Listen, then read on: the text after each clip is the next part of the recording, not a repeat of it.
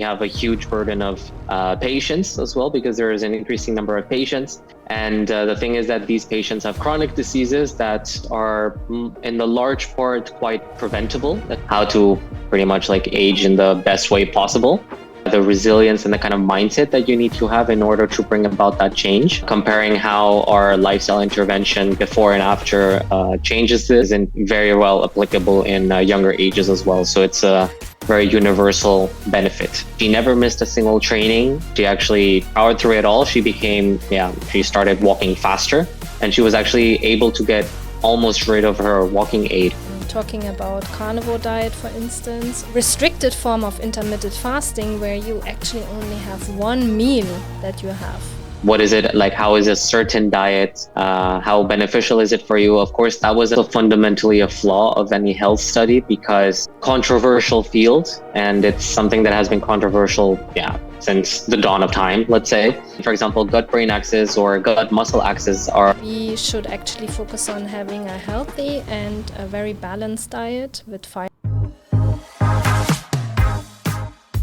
Daily dose of honest science. Hello guys, and welcome back to Daily Dose of Honest Science. I'm your host, Dr. Chandni Kumar, and you are here for the best medical science that you can hear on any podcast. Today I have a really interesting guest. He's a researcher with great interest in sports, in nutrition and chronic disease prevention management, an enthusiastic fitness practitioner.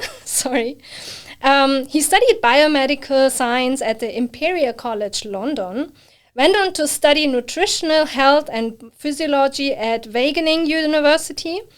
On top, he became a personal trainer, and then he's now obtaining his PhD at the Leiden University Medical Center. And his slogan is, "Follow Jordi for more daily tips to boost your health 1% every day." A big applause to Jordi Morwani! Hi, Jordi! Hi, Jenny. Thank you for having me here today. Thank you so much for coming to the podcast. It's really cool. So for all the people out there, I will always looking a bit into this camera and to this camera so that Jordi knows that I'm looking at him, but also at you guys. And we don't make a big fuss. We go directly into it. So Jordi, please tell us something about yourself and your upbringing, and how did you actually got into science, and very interestingly, why sports and nutrition? Was there any specific moment in your life that dragged you there? Well, Chani, those are very great questions, actually. So I'll tell you what I pretty much tell anyone as I introduce myself.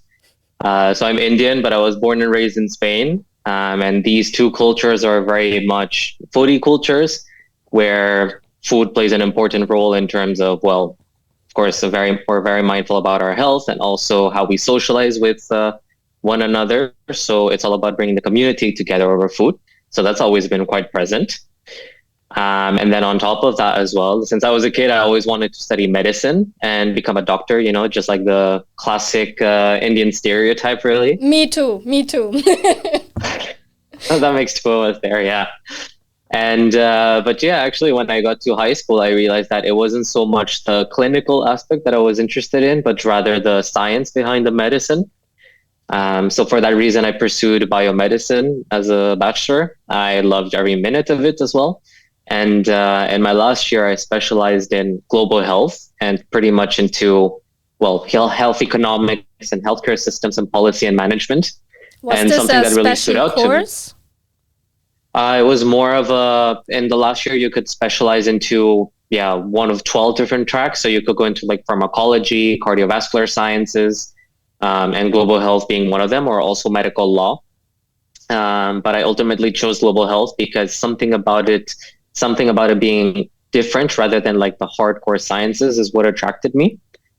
And what really shocked me when I was going through the years, that I realized that, healthcare systems nowadays are quite fragile in the sense that we have a huge burden of patients as well, because there is an increasing number of patients.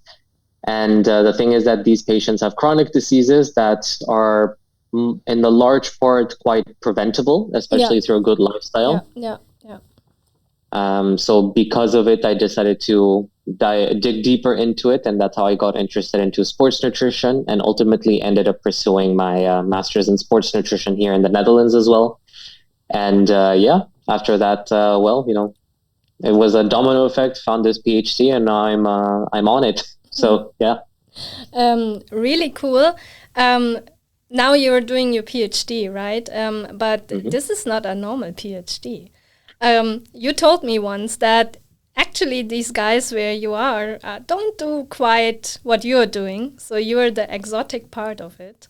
So I'm actually fascinated by your unique PhD because at least in my little bubble that I'm in, it's kind of an exotic topic to talk about. And what I like to show the people is like, what can you tell about your PhD? So what is so unique and so exotic about it?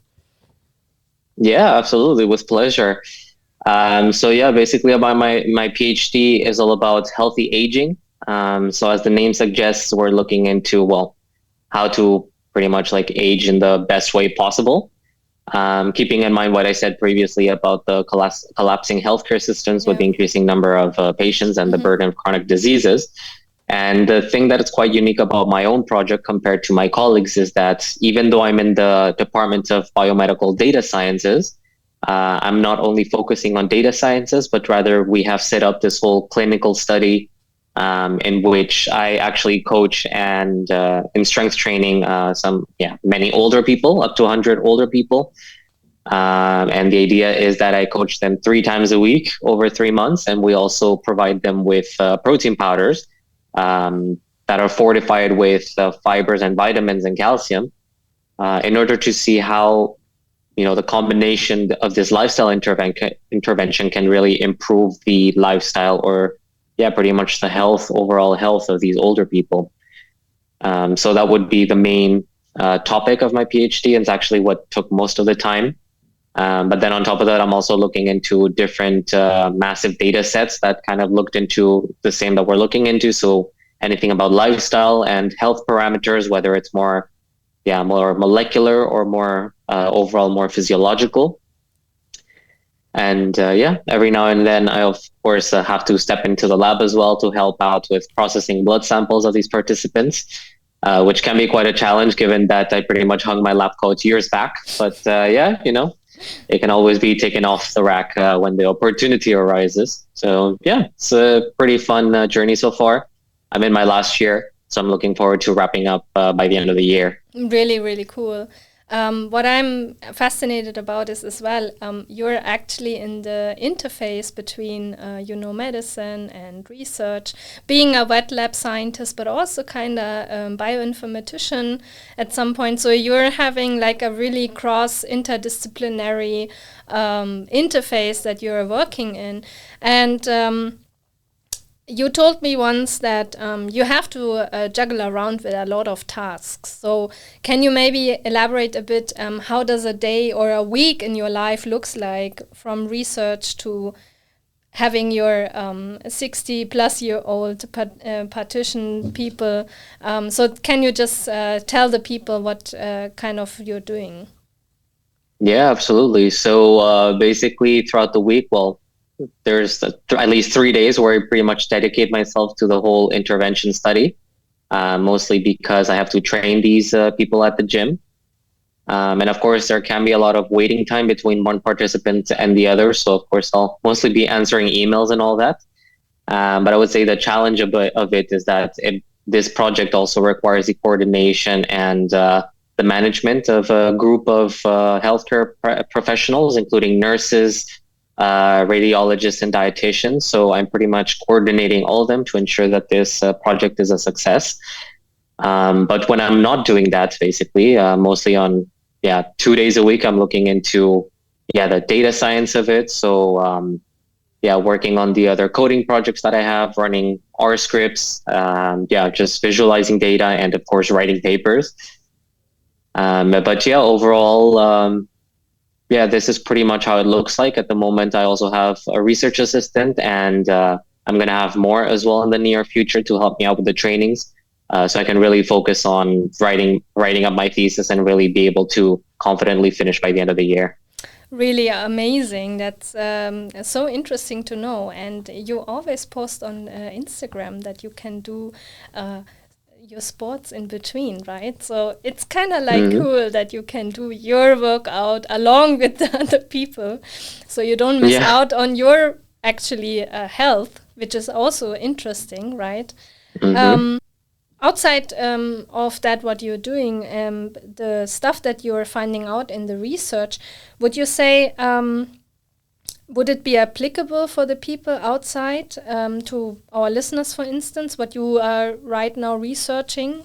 So the study that you're mentioning, do you think that maybe later on, if your successor comes and does some additional work, what kind of benefits would that have for the people? Yeah, there is definitely a lot of benefits that we can see here. So of course, it's the benefit of it being overall a lifestyle intervention is that it's something that, I mean, there are purely habits that people can pick up from one day to the other. Of course, it's always easier said than done. But what I'm learning from, especially the older people I interact with, really is, the resilience and the kind of mindset that you need to have in order to bring about that change. So what we're learning here is that, of course, there's a science of how good working out and eating properly, according to health guidelines, is for you. We see as well that having the right mindset can go a long way as well. And we're collecting a lot of different data. So we're doing all these kind of body scans where we look into muscle mass, fat mass, comparing how our lifestyle intervention before and after changes this. And of course, like looking also into the blood to see what little metabolites, as we call them, markers of health, basically, and how they change as we become more active and healthier through our diet and exercise routines. So this is definitely something that even my successor would be able to point out in a better way, or in a more concise way of quantifying exactly how much is it going to be beneficial. Of course, for the older ages, because that's our target group at the moment. But what we know for a fact is that this isn't very well applicable in younger ages as well. So it's a very universal benefit in a way. I kind of find it very interesting that you took older people, actually, because there's this stigma maybe around that older people cannot actually change anything anymore. They are stuck to that what they are. So I kind of find it really interesting that you were thinking the opposite. So we try to actually change. And what I might be also interested is, do you have also the psychological effect somehow in this study as well? Because when you say to change the mindset, it also means that the people start in the psychology also to change, right? So do you have maybe collaborations that look maybe more on the psychological effect rather than on the biomarkers also? So in that sense, it is unfortunate that we don't necessarily look into so much the actually quantifying the psychology behind it. But it's something that we see mostly day to day while talking with the participants as well. So to give you an example, there was this lady that came up to me as well who was in crutches, basically, and it's because of all the different surgeries she's had since she was in her late 50s. She had knee replacements and also a hip replacement. So you could imagine that her mobility was quite impaired. Yeah. However, she was quite determined on actually getting rid of those crutches, or actually that walking aid. And so that was her goal since the very beginning. And I always like to think that if you have a goal, it's much easier to know where you're headed if you know what you want. Yeah. And surprisingly, over 3 months, she never missed a single training. Of course, there's different criteria to whether we allow participants to progress or not, depending on the circumstances. But she was pretty much vividly the only participant who was able to power through all of it with great determination. Wow. And we also take these kind of physical measurements at the beginning and at the end in terms of balance and walking speed, for example, and stability. And what we see is that she actually powered through it all. She started walking faster, and she was actually able to get almost rid of her walking aid. Wow. So it was quite a inspiring story to witness in the first place. And the participants only remain for 3 months, and then you exchange? Yeah. Okay. So that's why only 3 months. Yeah, exactly. So the thing is that we run multiple sessions in parallel with new participants coming in every week, basically. So it's quite a staggered approach in a way. And we train them, at whatever time is most convenient for them. There's a lot to the psychology of it, just because, even for example, from the very beginning about, setting out an ad and advertising for the study, you will see that the people who call you in the first place are people who are ready to change and are actually curious to see how they can change. Yeah, that's good. And however, that is also fundamentally a flaw of any health study, because you're actually targeting the people who want to be healthier, which is great, of course. But that doesn't necessarily mean that you're targeting as well, or you're actually kind of missing out on the people who could actually benefit from it. But it's people you never hear of and you never know of. In a way, you cut your losses and just hope for the best in that sense. True. So of course you have that kind of bias in your studies then, because you only focus on the people who would like to change, and then they already have that psychological positive change mindset, I would say.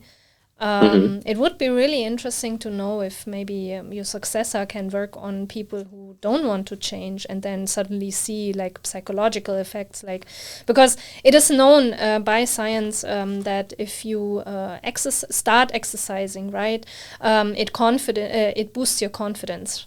And that's one thing that is really mainly, besides all the physical stuff that improves like cholesterol and so on, and that you have a reduced risk for heart diseases and stroke and all these kind of stuff.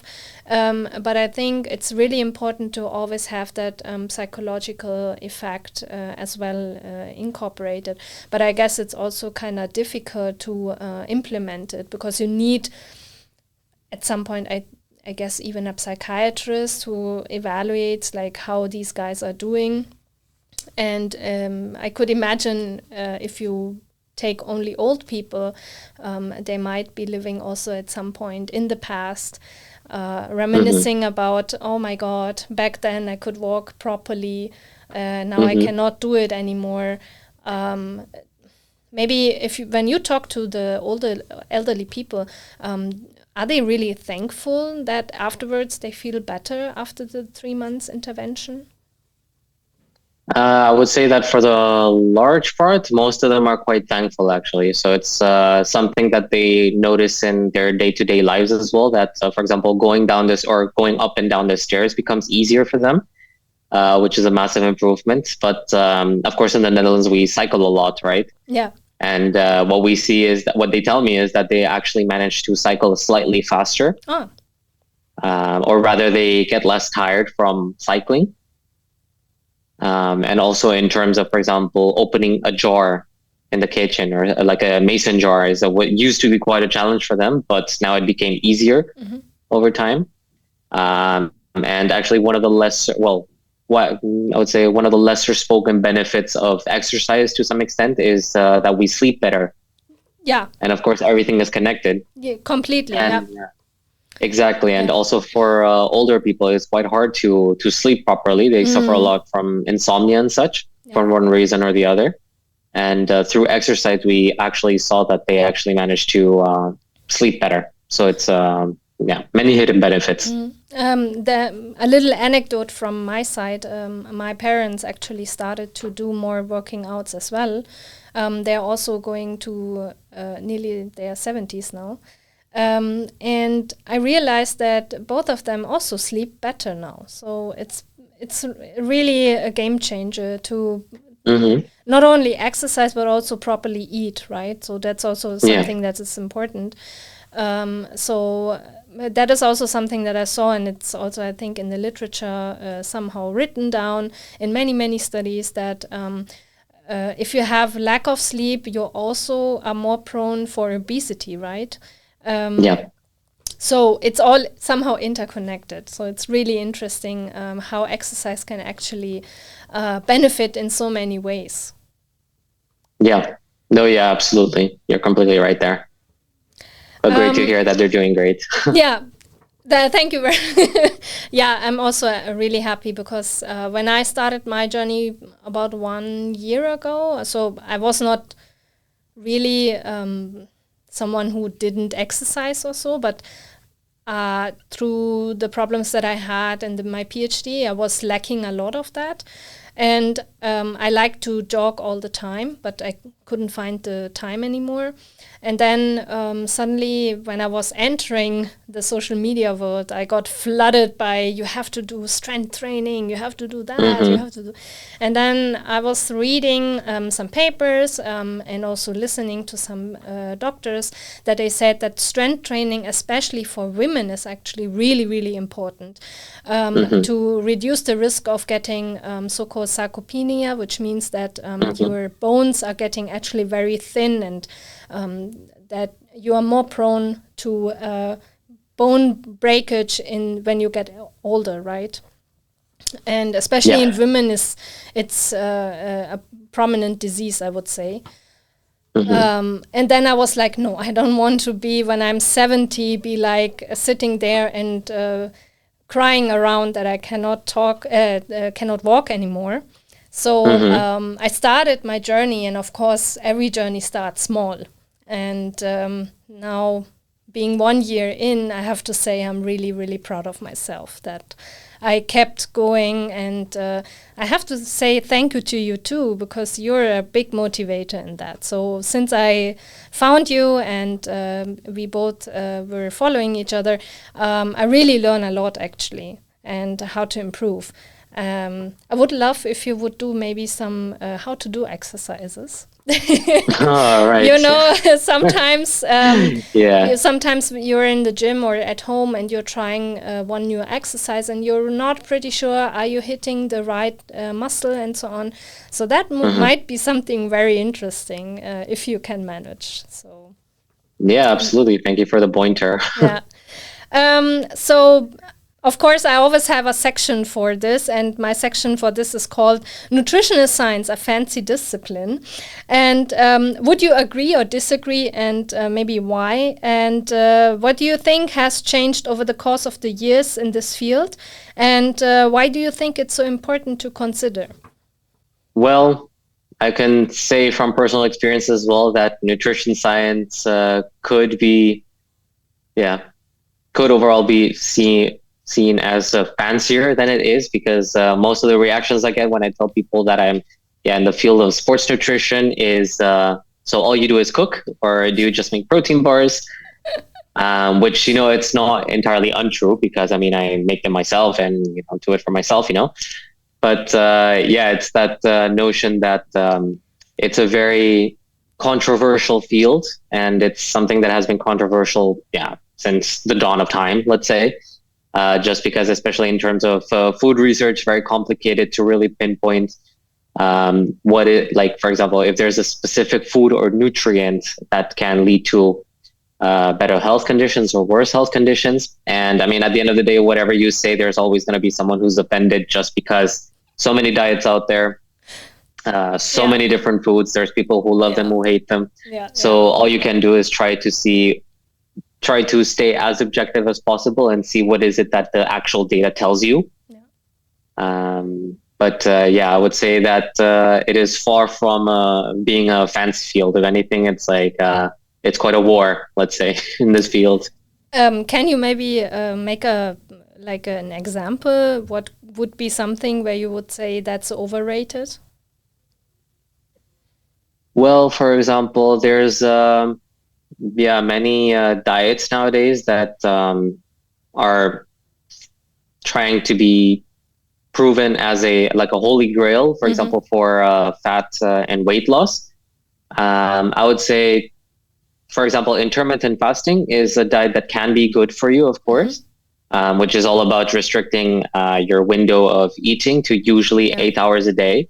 And of course, that in terms of a social impact can have a great one, because I mean, as our schedules are designed nowadays, it's very hard to stick to those 8 hours. Yeah. I mean, it is proven that intermittent fasting can be beneficial for you. Yes. However, there's a lot of vague data as to exactly how much better is it compared to traditional diets. Yeah. And it's one of those things that I usually go back to in terms of what I preach, because I'm all about eating a well-balanced diet. Totally. Of course, the more plant-based it can be, the better, of course, for the environment. However, that's also a separate topic. But I would say in terms of intermittent fasting, it's can be beneficial, but it's not a diet that people should just jump right into, but rather it's something that they should consult with a professional before they get into it. The other day I actually was seeing some people talking about carnivore diet, for instance, or a very restricted form of intermittent fasting where you actually only have one meal that you have. And I think you're on the right track by saying we should actually focus on having a healthy and a very balanced diet with fibers, with protein, with good fats, of course, but also a lot of vitamins that you can get. I think the problem is that, or maybe you can also give your opinion on that, but I think the problem is people try to find as you said, the holy grail, so they don't have to do a lot. What do you think about this? Well, I think that's one of the biggest problems in nutritional science, that maybe the people who don't know that, so there are many people out there who don't know science at all and preach something, that they somehow make these claims and people get really quick into it. So what do you say could be done better maybe? Well, yeah, of course. In that sense, that's also one of the big reasons why the nutrition field is always quite controversial, is just because anyone can intrude in it and claim to be a professional. And of course, I mean, one can be a professional if they themselves kind of experiment with the foods and see what is best for them or not. But of course, there is a step, it's a massive step from saying what is good for me. And another, like, from going from that and actually telling everyone that this is what they should be doing. It's mostly because what we see is that every person is a completely different world. And people have many different health conditions, and each of them should be able to take care of their own health. And of course, the thing is that nowadays it's just very easy to consume the information, and of course to just believe it. But I would like to encourage people, and that is something that I try to do as well through social media, is to encourage people to, for example, read the labels of what they're eating, just being mindful of what they eat and what is it that they can do to actually improve their own health, rather than looking at what has improved the health of others, which have other conditions that don't necessarily translate to their own being. Yeah, it falls back to the bad genetics that everyone has, right? Everyone is somehow different, right? We are not all the same. And then people start talking about your metabolic rate, and then one is high, the other is low. And I actually saw a really nice video about obesity from Jeff Nippert. I guess you know him. He really did an amazing job explaining the science behind it. And I think you and him and some, like Dr. Lane Norton, for instance, they are doing actually you are doing a really great job in getting the science correctly. So I want to say thank you, Jordi, that you stepped up and provide us with real health information and not messed up stuff or claims. Thank you for the encouragement. So what I would like to know is, we already talked a bit about it, but what are your personal ups and downs when you do your own research, and what kind of advice would you give actually to your younger self when you had the opportunity, now in nutritional science, for instance? Well, if I looked into my own personal experience with the PhD and setting up the whole study, I would say that the biggest downside, or Yeah, the biggest challenge I had to face was actually setting up the study itself, because it's something that I underestimated completely. I thought that in terms of setting up a study, you could just file some paperwork and then, just get started. But actually, it's a process that takes years, especially because, there's a lot of back and forth with between the researchers and the ethical committee who approves the study before it can be actually launched. How long does it take? So is it a lot of paperwork, a lot of questions? It is. Okay. A lot of paperwork, a lot of documents that you have to provide. For example, if you use any sort of product or any sort of measurement, you have to bring in all the licenses, all the evidence, and anything that can help prove that, this is not going to be harmful to the participant. So of course it is quite a challenge, and I completely understand why the ethical committees are there. They do provide a good service as well to humanity, in a way, to put it that way. However, that led to a lot of frustration as well in the research team, especially because it is something that's not entirely under our control. It's mostly like a committee of people who are in law and statistics and such, who get to determine whether you're studying. So they are not necessarily in that field. The ethical committee, no, but they do bring an expert or two to evaluate the plausibility and the validity of your proposal, of your study proposal. So that's why it's quite a challenge. It was quite frustrating. Of course, I was also younger back then, so back in the day, I used to process things differently than I do now. But do you have to hand in this, or you're a supervisor? So it was just frustrating for you because you couldn't start, or is it really you have to do it? Well, actually, of course, there's the supervisors, and theoretically, it is the supervisors who have to take care of it. But in academia, it's always the PhDs who take up the grunt of the work, especially the day-to-day tasks like that. And especially because that paperwork can be quite meticulous. It can be a bit too much for the PIs to take care of. So thankfully, I wasn't the only PhD on the project. It's actually quite a big collaboration with other centers in the Netherlands. And thankfully, thanks to that teamwork, we were able to push through it. And we were able to get approval for the study after 2 years of gathering the papers and such. Wow.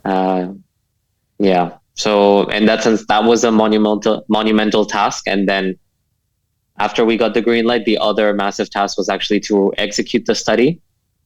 Because as we said earlier, it is quite hard to convince people who need to, go to the gym, to convince the couch potatoes to actually come to the gym. But of course, those are the people who are not interested or don't reach out.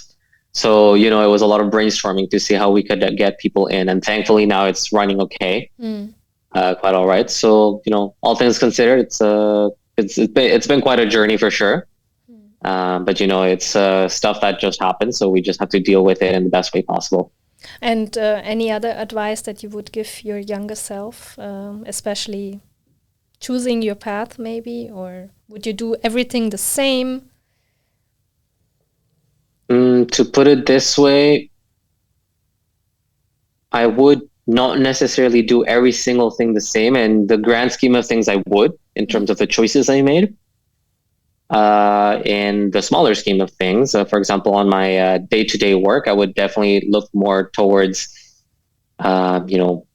seeing, how to manage my workload day-to-day, which is something that I have been able to curate, now in my 4th year and towards the end of my 3rd year.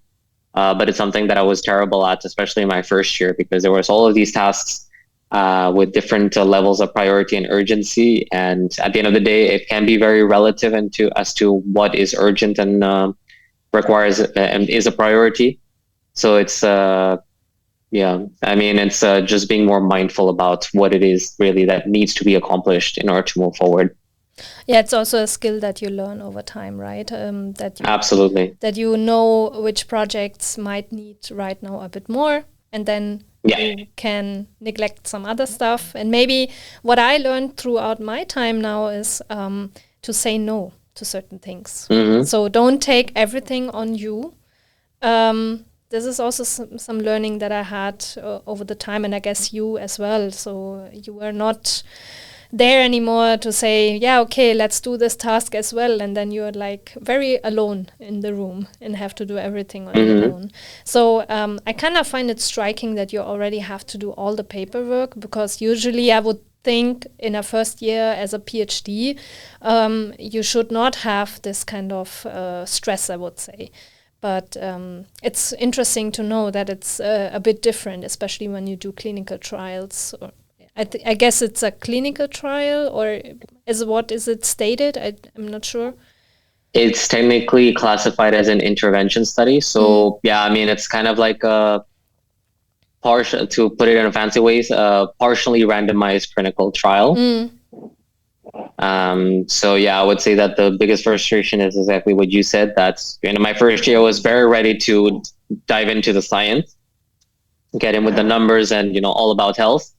And most of what I had to do was actually just manage paperwork, collect signatures, and look into designing standard operational procedures or SOPs. So yeah, it wasn't as exciting as I thought it would be, but thankfully it got more exciting throughout the year. So so we are already at our first recap section. So we learned that Jordi is doing a really cool PhD. What kind of up and downs he went through. And it's really interesting to know how he is actually helping old elderly people to improve their health through exercise and what also this clinical study is, not clinical study, this intervention study is about. So stay tuned for that. Let's go to the next section, which is called From Researcher to Content Creator and Personal Coach. So you started your journey as a creator a while ago, and I see you get stronger every day.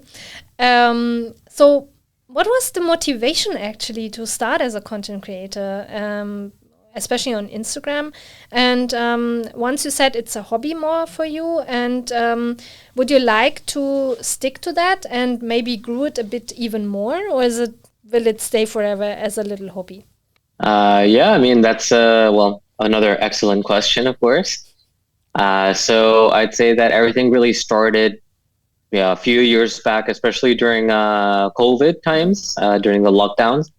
And so just to give you a little context, I managed to obtain my personal trainer certification in 2019, the summer of 2019. Wow. And so it was from there that I actually, that's my interest in sharing what I know kind of launched, let's say. And especially since I got the certification and given that I had finished my master's, like actually in the first wave of COVID, people started asking me all about nutrition and health in general in sports. And what I actually saw quite frequently is that people started asking the same type of questions. So I thought, hey, like it'd just be easier if, there was this sort of like repository where I could just like throw everything I know and people can just access it. So of course, I mean, social media was quite big throughout these years, especially in recent times. So I thought, I should open it at some point. And of course, that's something that is always in the back of your mind for a few years or, however long it takes.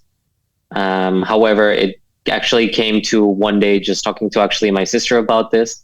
And she just told me like, what is it that's stopping you? I mean, you could actually just launch it tomorrow if you wanted to. And I was like, I mean, that's right. But it wasn't a priority. Yeah.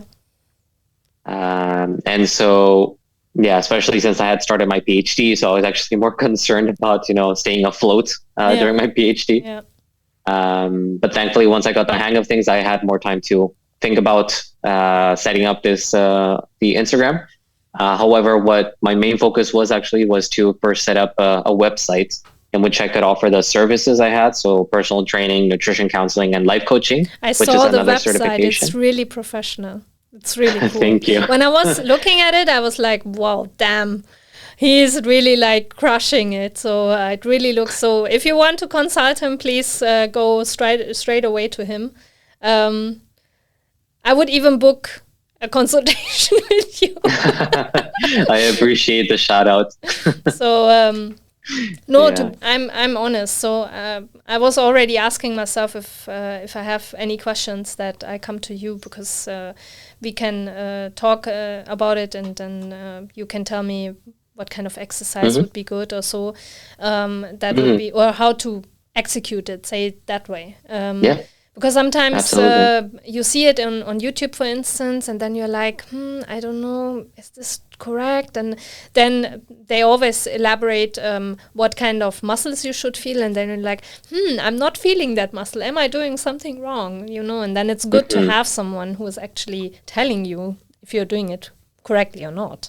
Yeah. That's really cool that you started your Instagram and giving so many people the opportunity to learn something about the nutritional science and exercise space. I'm a bit so that I'm struggling a lot with content, because I think I'm overthinking it too much. And when I see that you can, I don't know, kick out one reel after the other every day, can you maybe say quickly, how do you do it? So is there like a content day where you could say, I do it on that day, and how do you do actually the research? Because that's also important, right? So you cannot come up with anything that's somehow said somewhere. You need to actually prove it in a study or in any review or so. Yeah, absolutely. So just to give you a little bit of context, it is true that I do upload a little reel every day. Of course, it was quite a process to even get to that stage. However, to answer your question, basically to be able to create these little short reels, I do my research a bit every day, but it is something that I film every day and then just research by the day as well. And something I do also in my free time as well, or like during lunchtime as well. And in terms of getting the actual inspiration for these reels and the content, these originate from the questions that people ask me and DM me. Okay. So for that reason, I'm actually very thankful for the community I have built through Instagram, that we have built, especially because, that was, I would say, my whole goal, or like a dream in a way, to be able to create this community where people feel comfortable to share what is it that they struggle with, what is it that we can help each other in, and just being able to be open about what we want, and who we are and what we can do to get healthier every day. So if anything, I only have the community to thank because of that. Do you mind to share what kind of demographic it is? Is it more like, I don't know, fitness people, or is it like normal people in your follower space? So it's quite interesting because, I started off actually with the people I knew, so people in my circle, when I launched the Instagram. And it's because I converted my personal Instagram to a creator account, simply because I wasn't using my personal account at all. So I figured, whoever wants to follow me in this new journey will. And surely quite a few, hung on. And then from there, what I realized is that because I had just started my PhD, I was more oriented towards other PhDs as well, and anyone in science, which was quite a journey. However, as I was navigating through what kind of content and what kind of audience I was looking for, I actually ended up more towards the fitness side. And then over the years also, I found people who were halfway, just people who were interested in general and just becoming healthier every day, or people who were curious about their own health. And I would say that actually most of the questions come from those people from this last group I mentioned, simply because, I always try to make a point that, people can approach me whenever they want. I mean, of course, it's a judgment-free space. I mean, it's not like I am the one to judge in the first place. So yeah, I would say that the demographic, it's mostly middle-aged people. So people in their 30s. And I would say that it is quite logical, given that it is the time in our life that we start thinking about our health, just because, how society is built in a way in terms of how we go through life. So yeah, it's mostly them. It's kind of interesting to know. So when I look at your stuff, I was thinking like all the fitness influencers, to be honest. Yeah, also. But it's really interesting that you also reach out to people, to normal people. Very interestingly is also for me that you shifted your content a bit. And I had the same shift, actually not that much, but in terms of having PhDs more, and then I'm like, no, I actually want to reach normal people. So it's kind of interesting to know that you also shifted a bit towards not only having PhDs, because it's kind of interesting.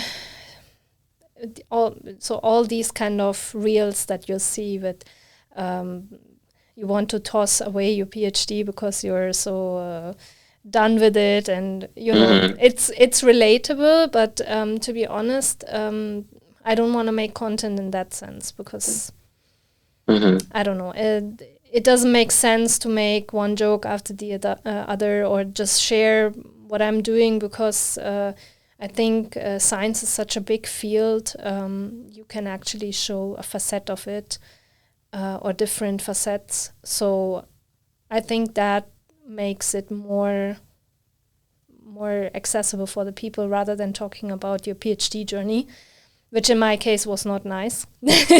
So I don't know, how about your journey so far? Are you happy, or were there downsides where you would say could have been better?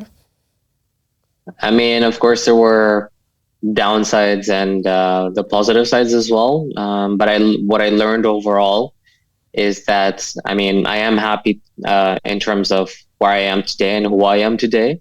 And that could have only happened with the fact that with everything that happened before, with the ups and the downs.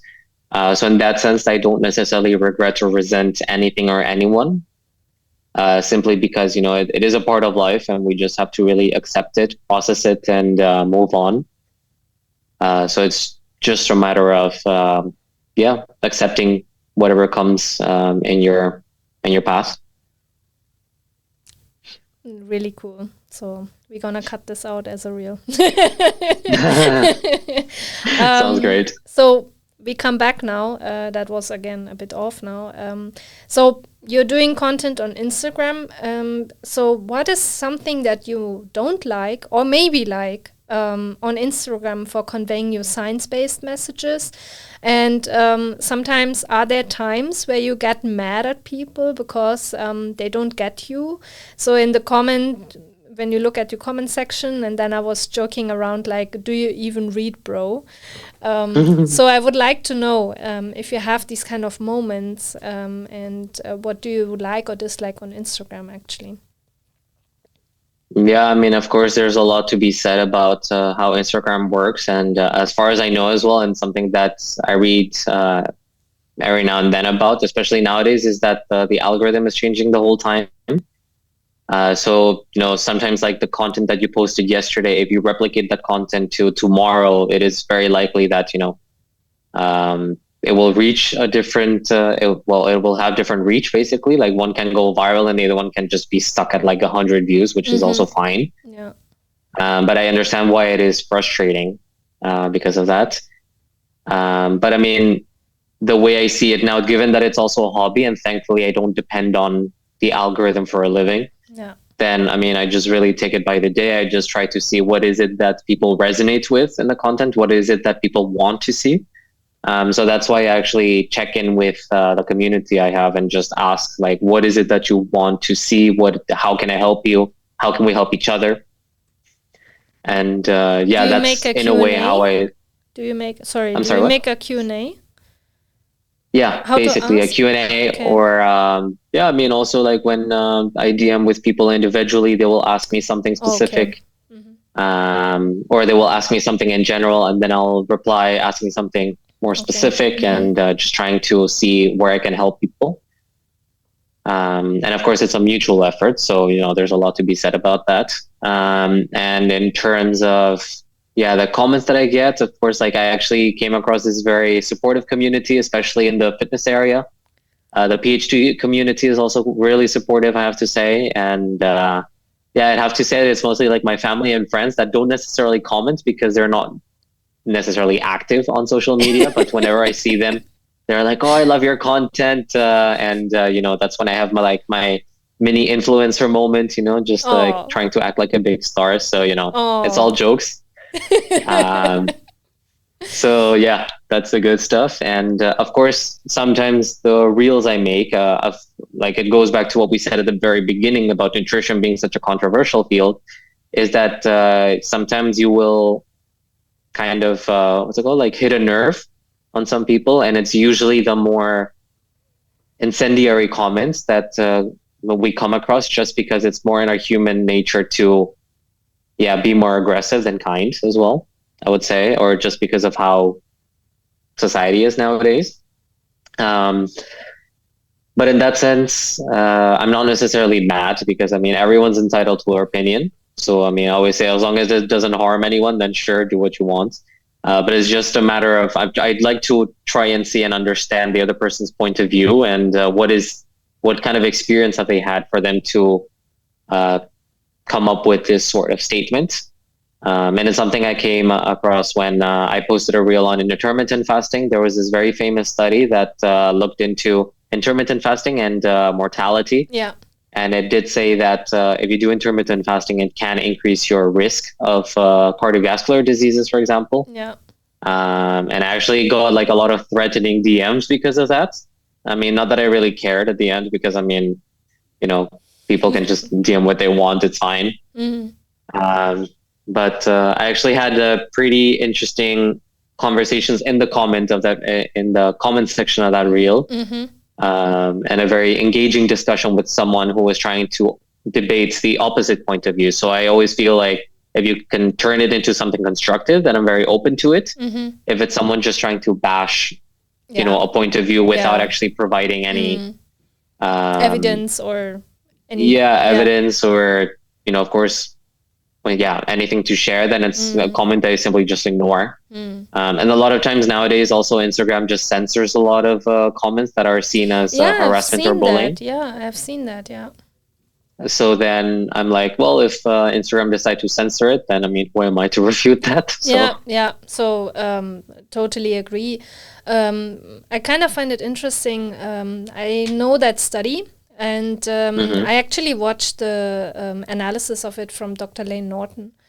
Mm-hmm. And the thing is, it's not peer-reviewed yet. I don't know if it's out yet, but back then it was not even peer-reviewed. It was just in a conference they actually did that. Exactly. And as far as I know, they said, so the study was flawed. I'm not sure. Maybe I'm wrong, but as far as I know, the study was flawed, and to make such a big conclusion out of some data where it's not even peer-reviewed, and the media news outlet is jumping straight into it without, giving any context. And the important thing is there are already other studies out that actually say the opposite, right? So why focusing on that and not taking into consideration maybe also the other side and somehow balance it out? So sometimes I think social media is also a bit, or not only social media, also the media news outlets are really, really bad in communicating that. And I think it's also harmful because if you do it in the wrong way, then you will have all these, what you said, in the comments and be like, you're talking shit and that's not true. And it's the same that Dr. Norton has to face all the time in his comments. And it's kind of shameful to see that someone who really, and you count there as well, really want to provide good content, that people not think about it. So I don't know. And bashing someone else is not really the best way, I would say. So, it's a fine line that you have to get, and not to get too controversial, but also not too, how can I say, too much towards, the pseudoscience, right? Yeah, no, yeah, absolutely. I mean, there's a lot to be said about that, right? And regarding the whole intermittent fasting thing you mentioned, it is true that the study was flawed. That is also a general problem in nutrition studies, that it's very hard to pinpoint what is it like, how is a certain diet, how beneficial is it for you. Of course, that was an observational study, so it wasn't something that they intentionally tried to force people into. And yeah, of course, like it's very easy to say that you're intermittent fasting just because you're eating within the 8 hour window. But of course, you have to be mindful about what is it that you eat. And in that sense, that was a huge flaw of the study. Indeed, it wasn't peer reviewed. However, as it's a pity to say that nowadays we also see in the nutrition field that there's a lot of studies that have been retracted as well, simply because they're not really that good quality, or in general, there are many studies out there that are not necessarily good quality. Oh, really? Okay. Tell me more about it. Yeah, I didn't know that. So yeah, it's just something in general that I come across every now and then. I mean, it's been a while since I saw like a really crappy study, to put it like that. But it's generally something that I've also been taught during my master's, that, in nutrition, it's very hard to prove if, for example, eating blueberries is good for you, just simply because you don't only eat blueberries every single as your only food element in your life. So it's quite hard to really pinpoint what it is really that gives you true health.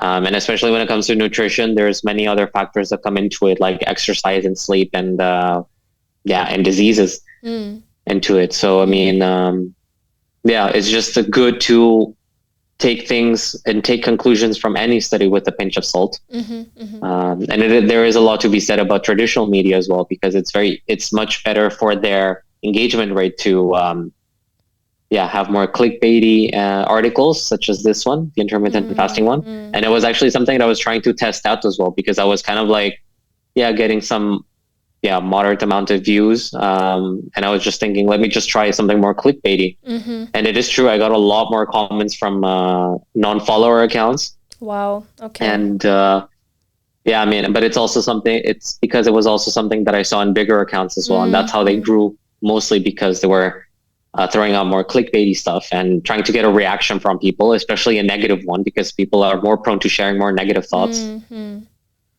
So there's a lot to be said about human nature in that as well. I hope you don't do a lot of clickbaity stuff, that you stay on the true, on the bright side. Don't turn to the dark side. Not yet, at least. Well, we talked a lot now about this, but what I would like you to ask is, as you said, misinformation and pseudoscience is more clickable and likable, and also like controversial stuff, or even actually stuff that creates a lot of negative emotions in someone, right? So what would you suggest? So if you would be now at the Instagram head office and they would ask you, what would you change so good quality content actually reaches more people? Well, that's quite a big question, simply also because what really good quality content is really depends on what people think. It's a very subjective way of seeing it, or to appreciate it. I mean, that's also why the algorithm has been trying to has been changing the whole time. So at first it was only very short reels that got engagement. Apparently now what they say is that the longer reels, especially the more educational stuff, can get quite a lot of reach. However, that's not necessarily the case. So I mean, I do see Instagram trying to help especially smaller creators to get a voice out there, and especially people with educational content.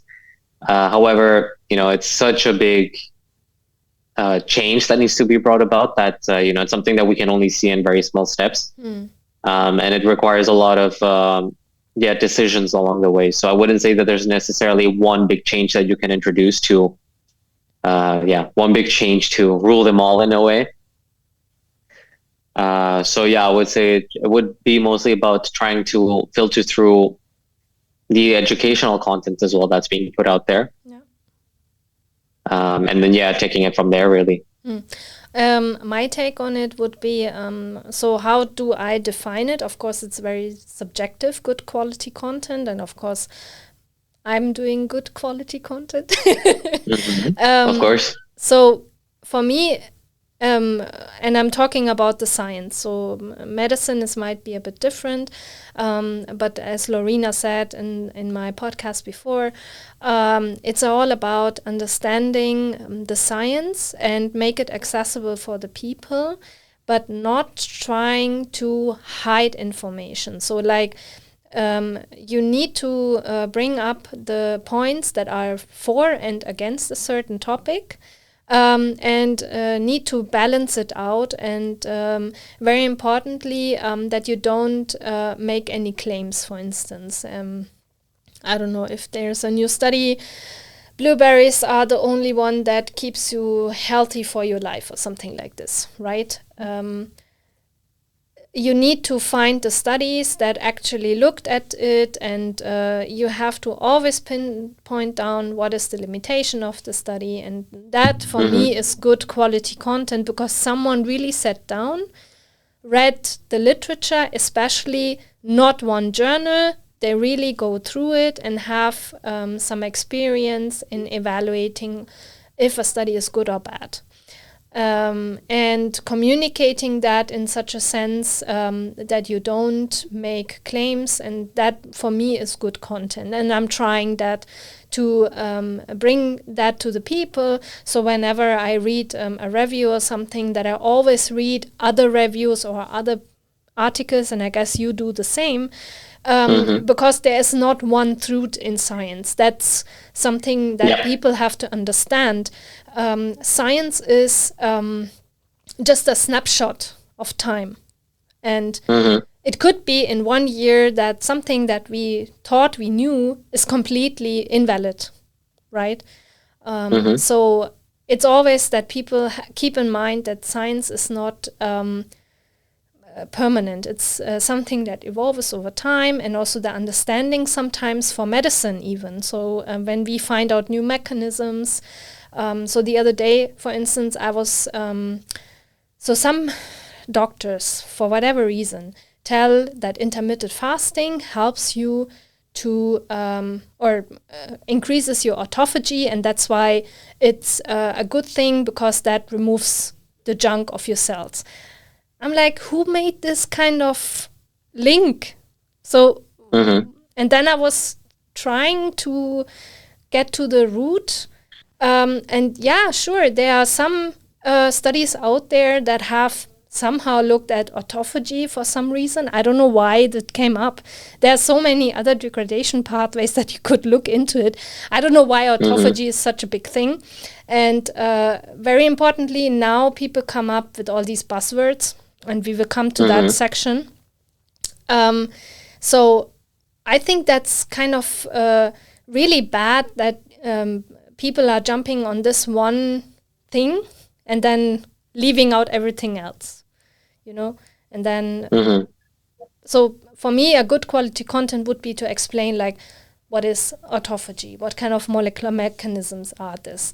Why is it in relation to intermittent fasting? That you explain, okay, studies have been shown and so on. That would be good. But the problem is you cannot put this in a 1.5 minute reel. So that's, but you can put a snippet out, like we are discussing now, from a good podcast, right? So I think the people have to start thinking about what are good resources that I can watch. I think that's also something that you eliminate the junk somehow by critical thinking. But sometimes that's not possible. Can be tough, yeah. Yeah. I think we can wrap this up nearly. I just might have one thing that you might want to share. So if you can give some good advices to maybe other science-based content creators, or even your audience or our audience now, that helped you through your journey now in social media. So is there any advice that you would give? Yeah, of course, there's plenty that I could give. However, I would say that the best one I always like to give is to stay true to yourself.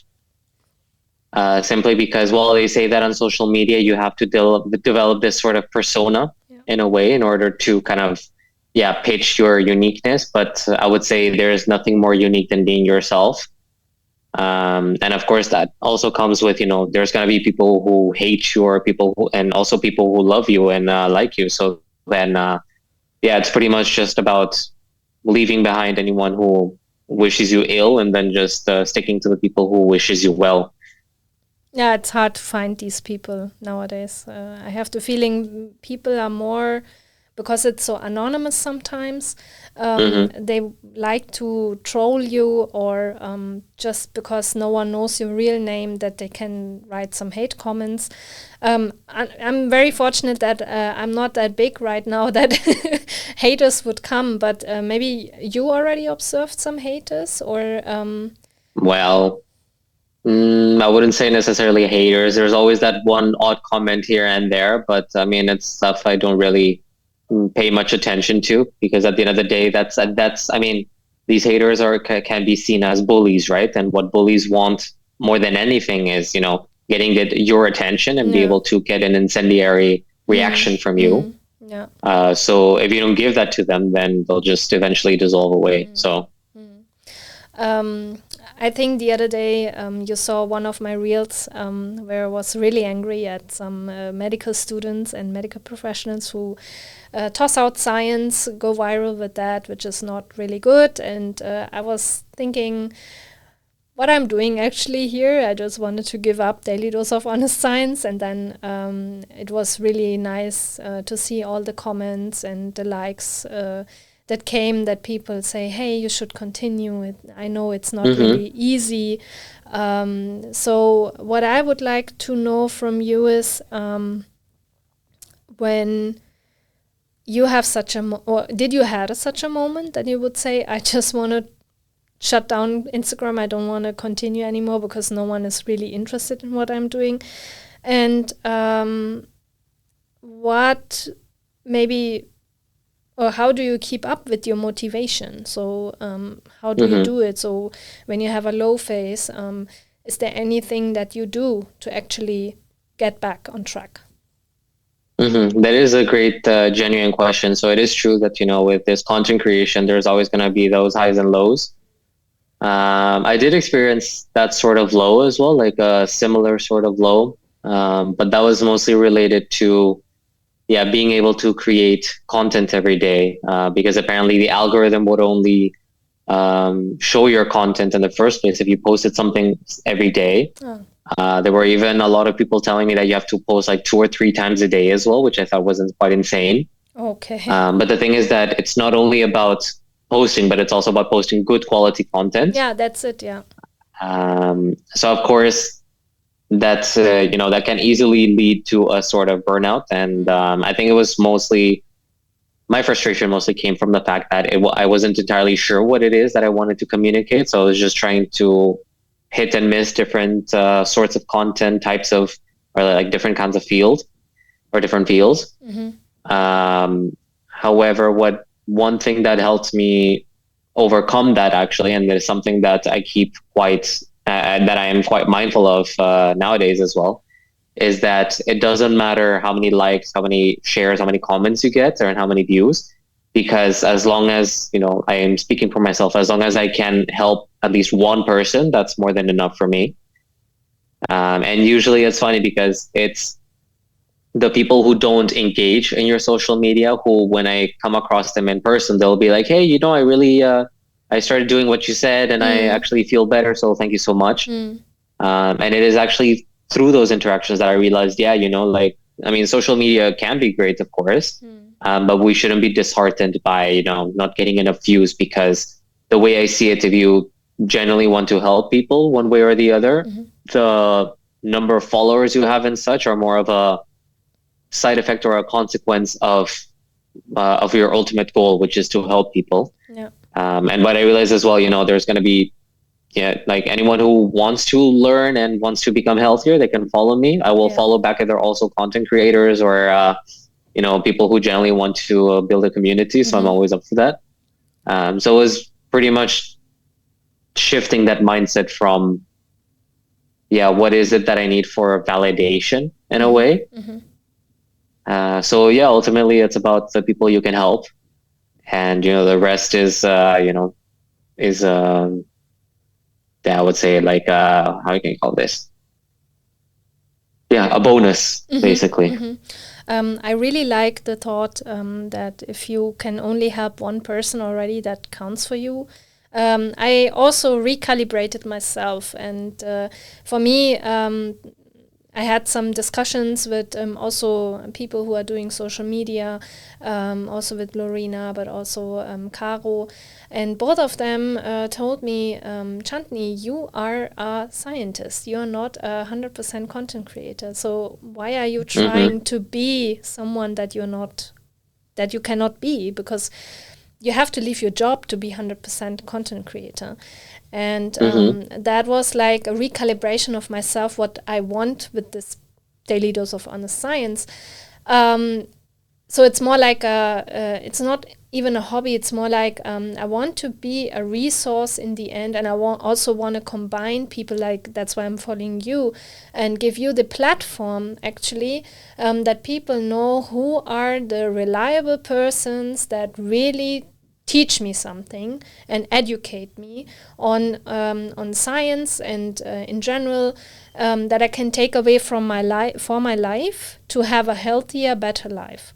And I think it took a while that I came to that kind of mindset now, and I'm taking it as you. If I can just change one person, I'm really happy. And I already had like 2 or 3 students who already told me like, oh, I'm so happy that you are doing this. I learned so much. And also some other people who are on Instagram just wrote me, and they said, Chandni, don't stop. You're doing such a great job and such a great content. And that really gave me a huge motivation to go back and be like, okay, I don't do it now. I'm not following the algorithm. So if the algorithm wants me to do one every day, no, I'm not going to do that, because I cannot serve. It's not possible. But if I have something to share, I share it. And of course, the growth will be not as much, but in the end, it doesn't count, right? Because when you say you only want to change the life of one person, then I already have changed 350. And that's a lot. If you would have these persons in a room, you would go crazy. And in your case, I think you have 2,000 now, or nearly 2,000? Yeah, I just crossed 2,000, I think. So then, so if you have them in one room, they don't even fit in one room. So it's like crazy. It's like crazy. So I'm really thankful that these people decided to follow me. And I hope that I can deliver all these good content to the people and share what you are doing. And that's why I also share your content in my stories, because I'm like, that's important to know. And that's why you should grow, and that we grow along together as a community, right? So absolutely. Yeah. I mean, you are doing great work, so don't doubt yourself on that. Thank you very much. Sometimes you know the imposter syndrome kicks in, or you think like what you're doing is not good enough. But I think to hear that, thanks a lot, Jordi, is sometimes really necessary. Anytime. So we are nearly at part 2 end. So because you're also doing personal coaching, I just wanted to quickly know from you, since you're doing social media, did something changed in that sense as a personal coach? Did you get more people, or do people in the gym actually come to you and be like, oh, I saw you on Instagram, you're really cool? Actually, there were a couple people on at the gym who approached me, and they were like, "Hey, weren't you the one creating content or something?" Or I thought I saw your content. I was like, first of all, I thought that was crazy because I mean, we have no connection in the first place. But I guess, I think with the whole phones being nearby, I guess they suggest content to who is nearby somehow magically.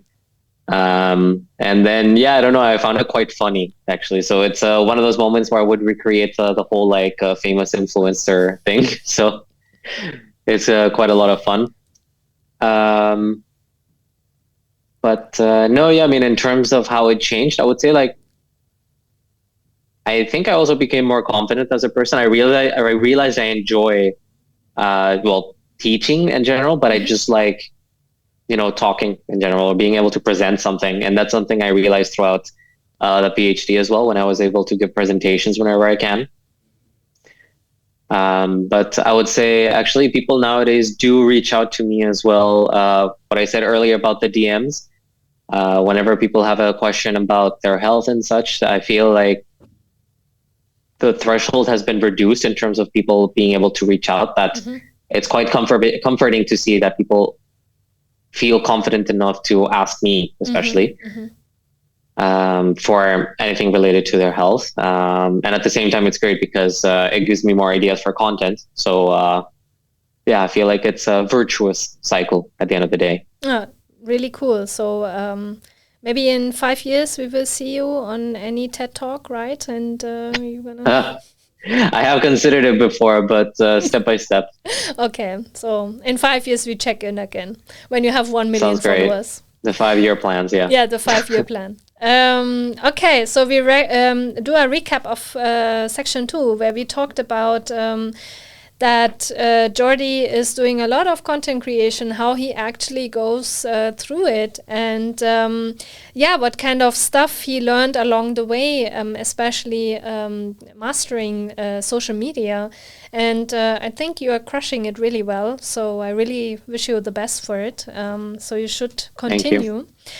Now we come to thank you, but I will not grow as fast as you, so it's all right. My career, I don't know, maybe on that note, just very quickly, do you fear sometimes that this could have a negative impact on your career? Do you have sometimes that fear that people look at you and be like, oh God, this guy is not doing science, this guy is only doing content creation? Or is this something like, am I paranoid? Well, I mean, I've heard of people who thought of that like that as well, but honestly, I don't really have that much of a fear because I'm quite confident in the content I put out there. And I mean, as long as I don't harm myself or harm anyone, then I feel like, people will always judge. That's a matter of fact. It just depends on how much power you want to give them and their voice as compared to the people who actually appreciate what you do. Yeah, that's good advice. Yeah, true. How much? That's actually what the conclusion that I have drawn. Because sometimes I'm in the lab and trying to film or at least last time now I filmed something, so some educational stuff, how to survive the lab, because someone was some people asked to make a YouTube video about it. Nice. And I was just talking about, and then we have the opposite direction, the kitchen actually. You can see it through the window from the lab. And it was a Saturday evening, and I was like, hopefully no one is coming. And what was a PhD student from another lab was there, and he was looking at me, and I was like, and it was kind of funny. And then on Monday we met again, and he was like, what kind of stuff are you doing? And I'm like, because he said, are you doing TikToks or what? I said, no, it's more educational stuff. And he was like, oh, that's a good idea. And back then, when he started with his PhD, there were no really YouTube videos explaining what to do, but he can imagine now that many PhDs would look this kind of videos up. And I think it's true that many PhDs would like to have an educational or how to do video so they can survive the lab better, right? Yeah, absolutely. But it's not complete my content, so I don't want to educate all fine. the PhD. It's just more like some people asked, and I was like, yes, I have a lot of wet lab expertise, I would say. So I can tell them what kind of tips and tricks, how to get good Western blots, how to run a gel, and all these kind of stuff, which is kind of good because biochemistry sometimes can be really annoying. And if you somehow manage to get the basics really good, then you can elevate your PhD, I would say. And most of the time I had to go through this a lot, and I had really good mentors, postdocs that really made a great job, and also a PhD back then, who taught me a lot about cell culture, how to clone.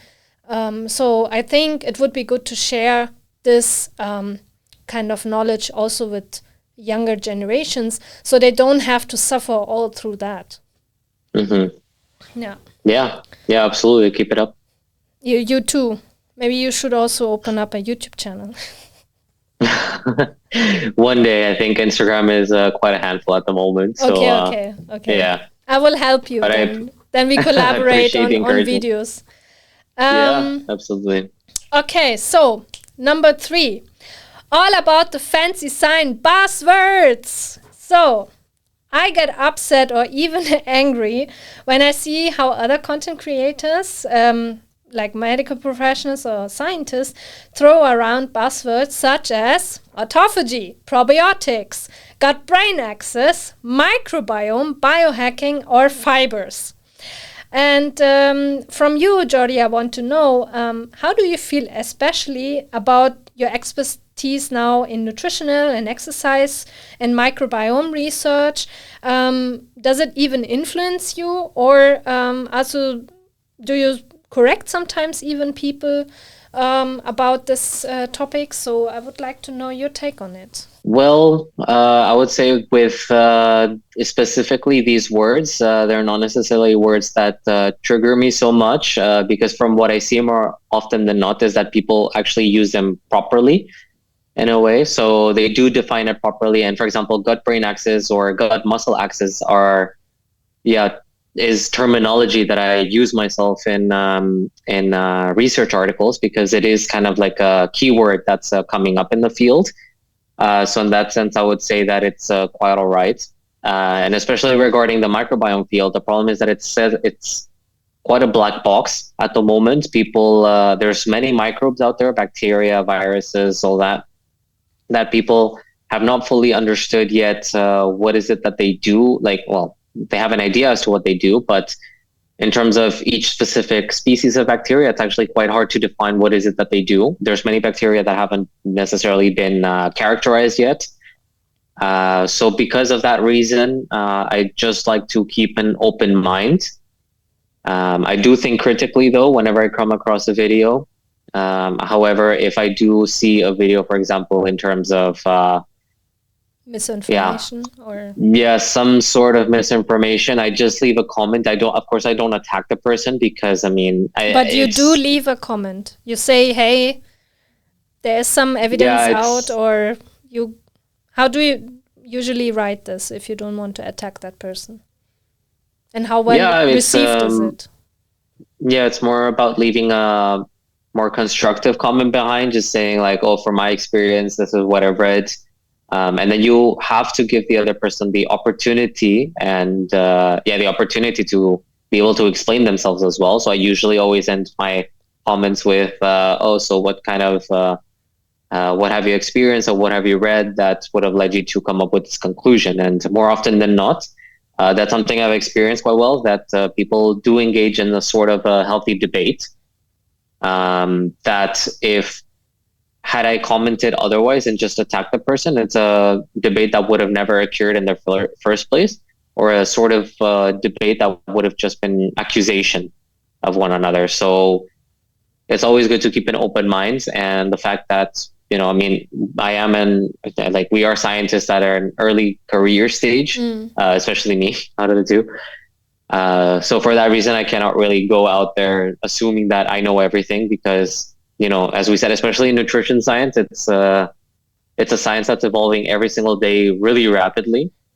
So even what I studied in my bachelor's actually nowadays had some part of it is already outdated just because of everything new that has happened in a period of like 3 years. So it's always good to just keep an open mind and of course, never attack people.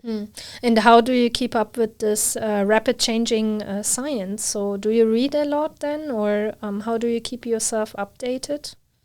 So thankfully, I would say that because nutrition is such a daily science per se, it's something that comes up in newspapers quite easily. So whenever something pops up, I mean, if I look at a newspaper, the first thing I look at is actually the nutrition section in terms of the science and stuff. And it's quite interesting to see what kind of studies they decide to talk about. But of course, what I usually do is go into the actual scientific article itself and inspect it really quickly to see how reliable is it in terms of how the study was built, or also what statistics they choose to run. Because nowadays it's also a problem that we apply the wrong statistical method and therefore come up with wrong conclusions. And that is something to be very mindful of. Are there so many different statistical tests that you can run? There are a lot, and it all depends on what kind of research question you decide to come up with.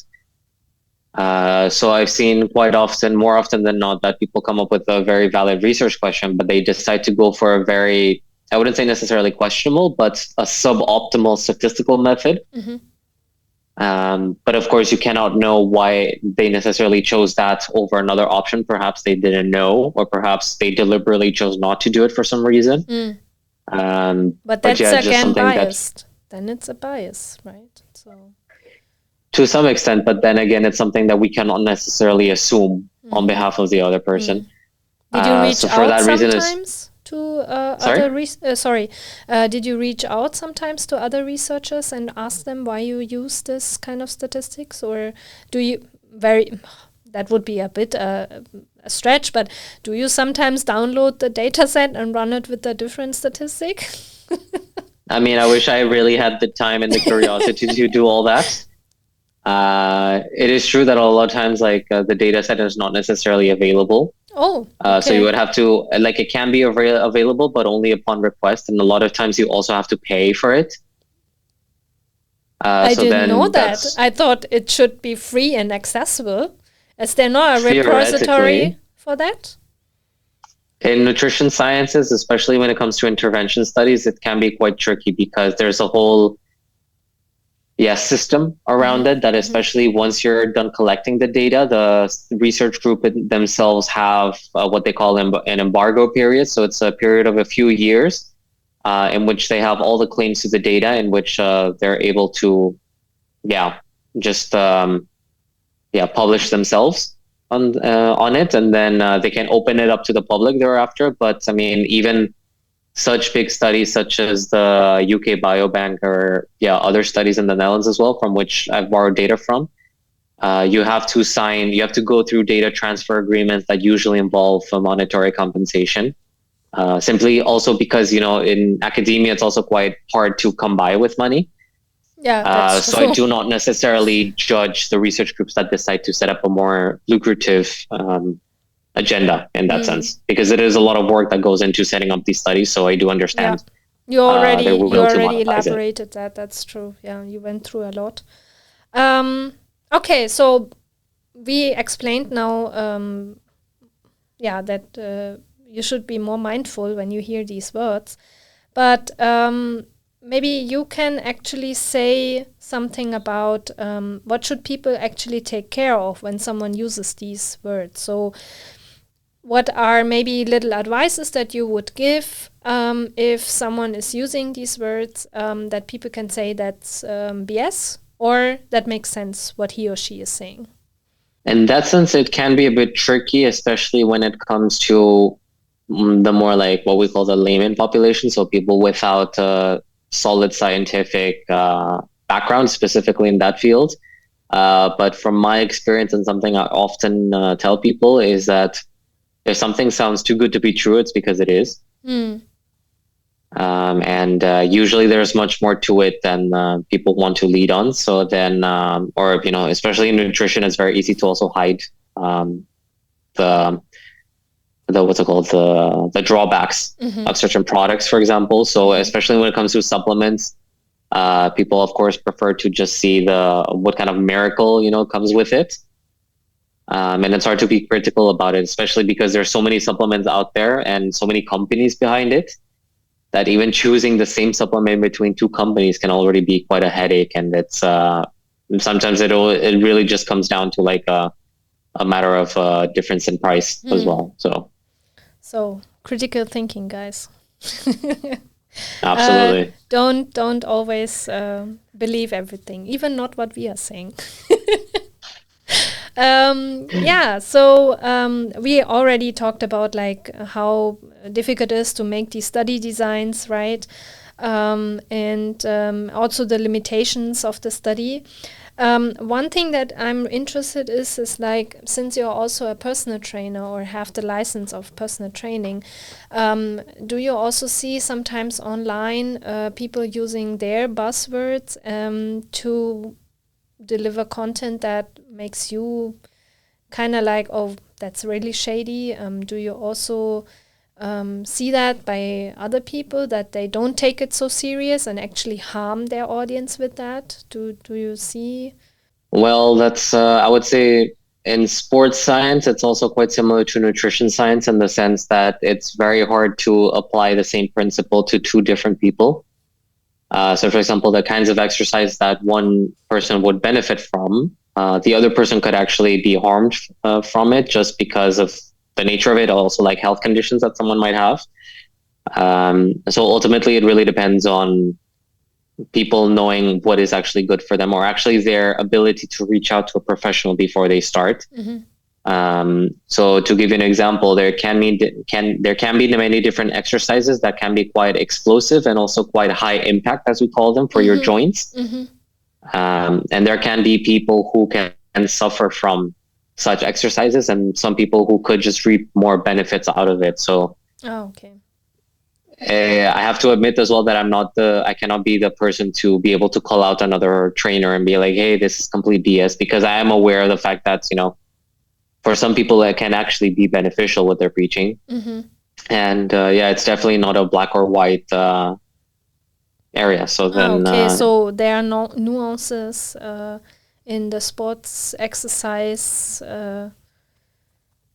area that you have, so you cannot call out directly another trainer, because it might be that this specific training might be for someone very beneficial, but not for the other one. As long as they don't make claims like that is applicable for everyone, it's okay.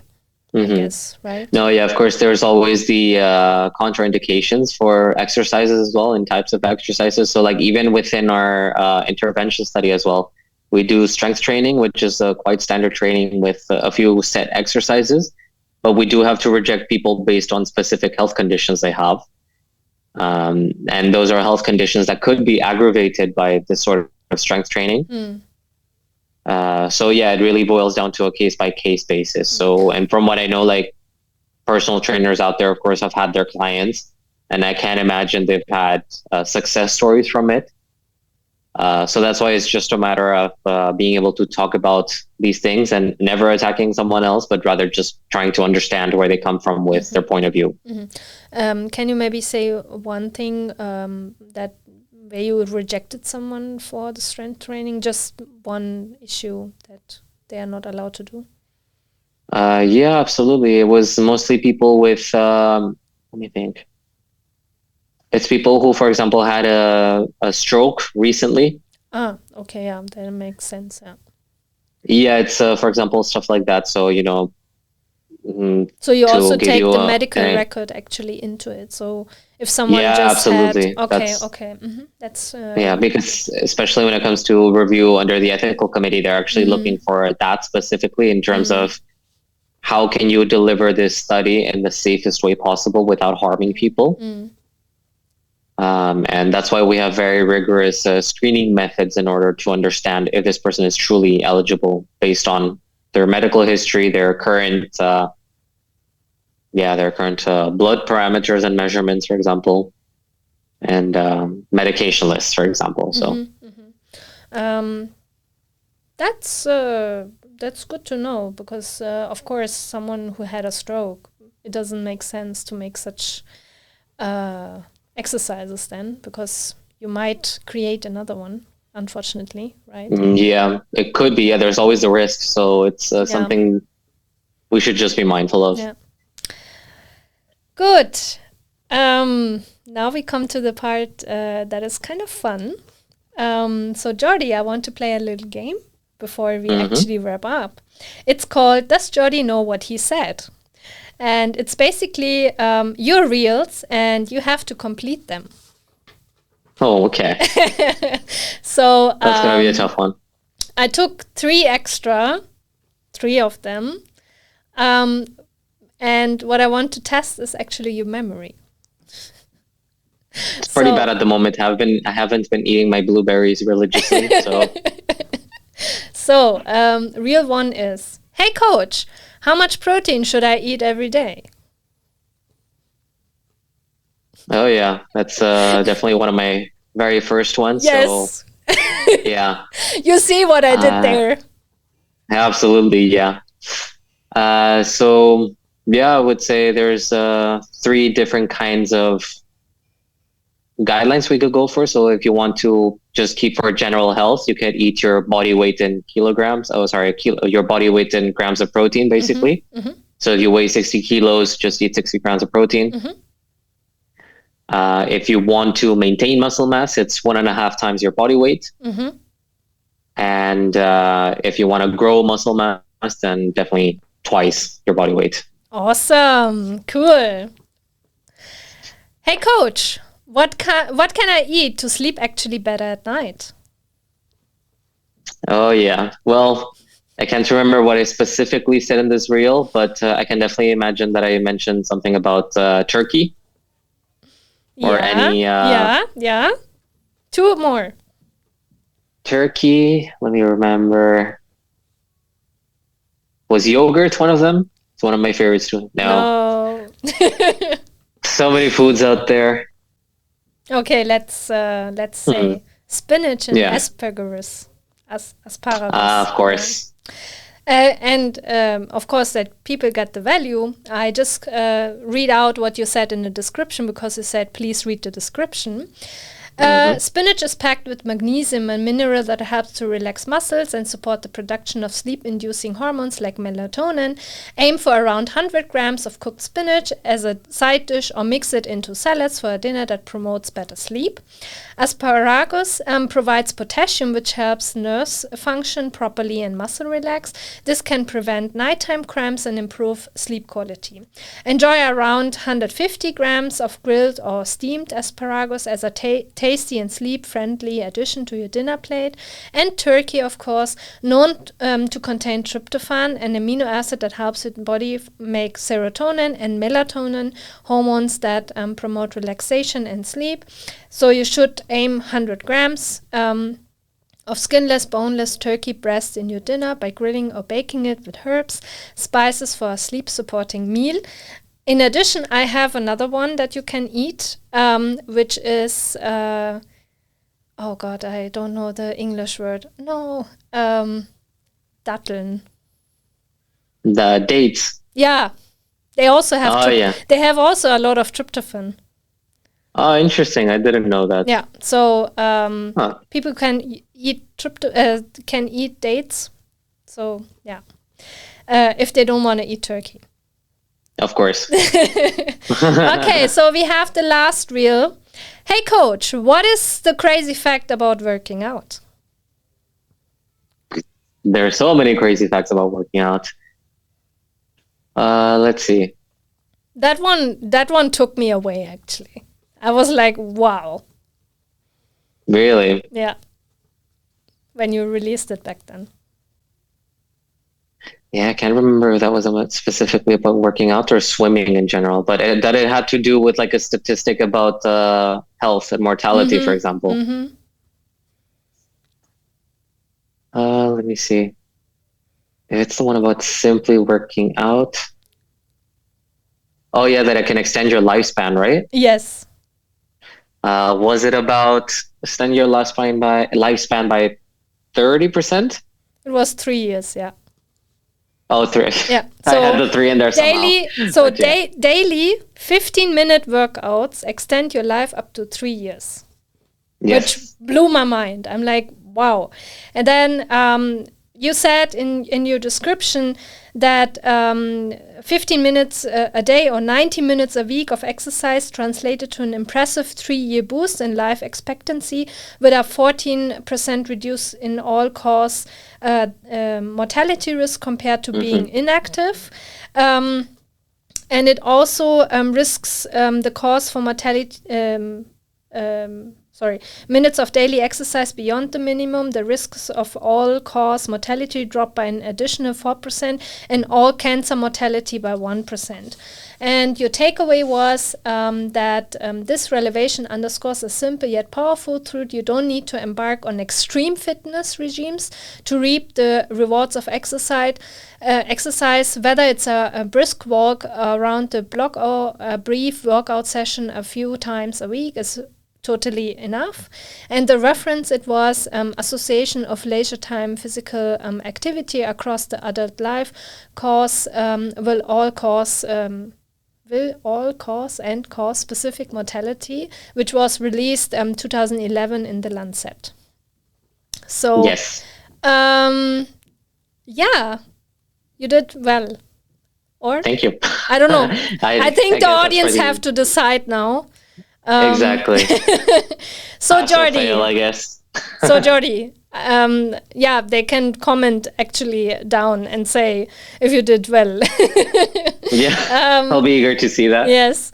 So Jordi, we are getting to an end of our lovely discussion here. So do you have something as a last word, last sentences to say to the audience?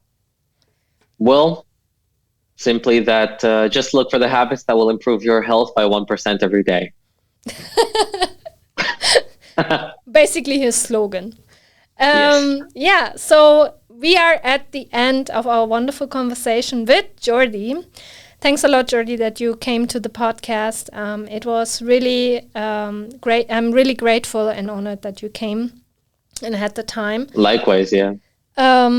So, dear listeners, I hope you learned a lot and enjoyed our great crossover with a researcher actually from another research field.